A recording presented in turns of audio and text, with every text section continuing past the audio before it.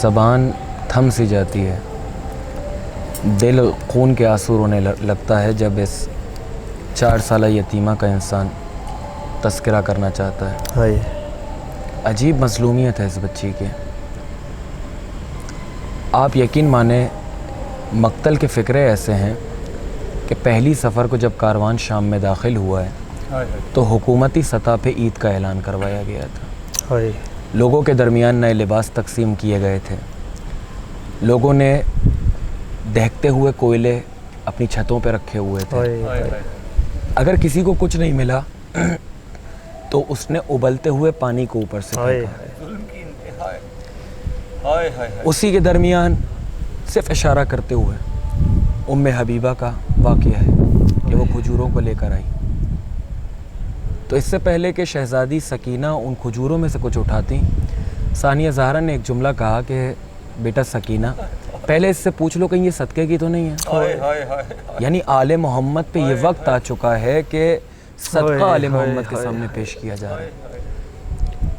آپ کا سوال، یقیناً انسان اپنے عزیز کو جب قبر میں لیٹاتا ہے تو دل نہیں چاہتا کہ اس کی قبر سے اٹھ کے گھر کو روانہ ہو۔ عزیز و اقارب اسے بلند کرتے ہیں، گھر کی طرف لے کے آتے ہیں۔ لیکن جب انسان اس دنیا سے جاتا ہے اور جو دفن کر رہا ہوتا ہے تو دنیا کا دستور یہ ہے کہ ایک انسان قبر میں دیتا ہے، ایک انسان قبر میں لیتا ہے۔ سلام نہ کروں اس امام پر جس کے ہاتھوں میں ہتھکڑیاں تھیں، پیروں میں بیڑیاں تھیں، گلے میں خاردار طوق تھا۔ زندان میں جب بچی کے لاشے کو اٹھایا ہے تو ایک جملہ کہا ہے بابا سجاد بڑا مظلوم ہے بابا۔ مقتل کہتا ہے کہ 2 ہاتھ قبر مطہر سے باہر آئے، آواز آئی لاؤ سید سجاد ہماری امانت کو ہمارے حوالے کر دو۔ اب روانگی کی صورتحال یہ ہے کہ ظاہر ہے جب بچی قید خانے میں مر گئی اور اس دنیا سے رخصت ہو گئی شہزادی، شام میں ایک انقلاب سا برپا ہوا کہ ایک بچی قید خانے میں مر گئی۔ عورتوں نے اپنے مردوں کو روانہ کیا کہ جاؤ، یہ یزید اتنا بڑا ظالم، اتنا بڑا۔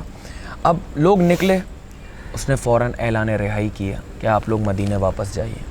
اماریوں پر شہزادیاں سوار ہو چکی ہیں۔ اتنے میں سید سجاد نے کیا دیکھا کہ جناب ام رباب اپنی اماری پہ موجود نہیں ہے۔ شہزادی کو بلایا، ثانیہ زہرا علی کی بڑی بیٹی زینب کبریٰ، پھوپھی اماں ام رباب کہیں نظر نہیں آتی۔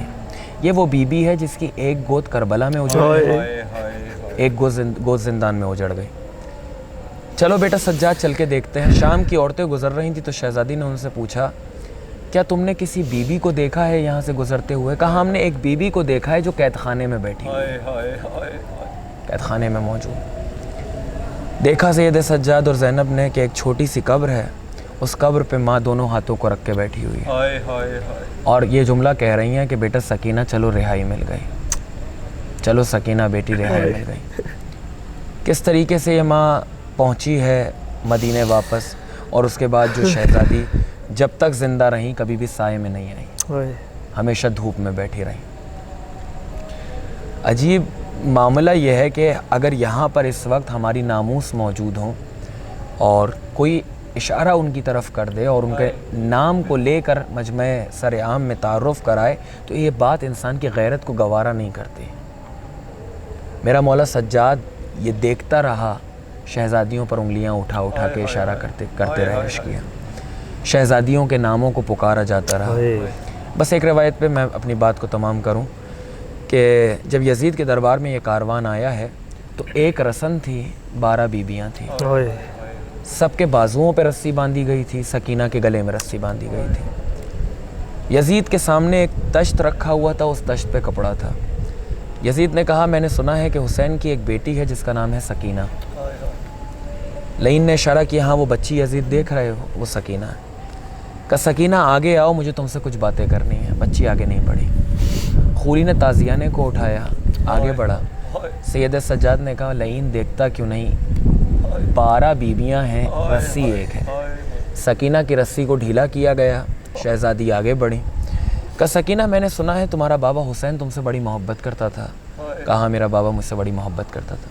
کہا میں نے یہ بھی سنا ہے کہ جب حسین کبھی باہر جاتے تھے کسی کام سے اور واپس آتے تھے تو تمہارے لیے کھجوروں کو لے کر آتے تھے۔ کہا میرا باپ جب واپس آتے تھے تو کھجوروں کو لے کر آتے تھے۔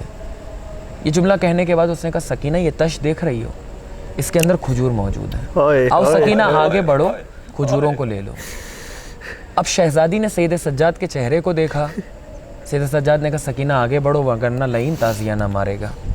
خدا کسی بیٹی کو اس کے باپ سے اس طرح نہ ملائے جس طرح سکینہ اپنے باپ سے ملی ہیں۔ شہزادی نے تش سے کپڑے کو ہٹایا ہے، بابا کے کٹے ہوئے سر کو دیکھا، چاہا بچی نے کہ بابا کے سر کو اٹھا لے، لعین نے ہاتھ پہ تازیہ نہ مارا، بچی پیچھے ہٹی۔ کہا سکینہ میں تو تب مانوں تمہارا باپ تم سے محبت کرتا تھا کہ تم وہیں سے پکارو تمہارا باپ تمہارے پاس آ جائے۔ جلے ہوئے کرتے کو دربار میں اٹھایا کہ بابا بھرا ہوا دربار ہے، محبت کا امتحان ہے، بابا سکینہ کے پاس آ جاؤ۔ مقتل کہتا ہے سر حسین ہوا میں معلق ہوا، سکینہ کی آغوش میں آیا، بچی نے رخسار پہ رخسارہ رکھا اور بین کرنا شروع کیا، بابا تماچے مارے گئے، بابا تازیانے مارے گئے۔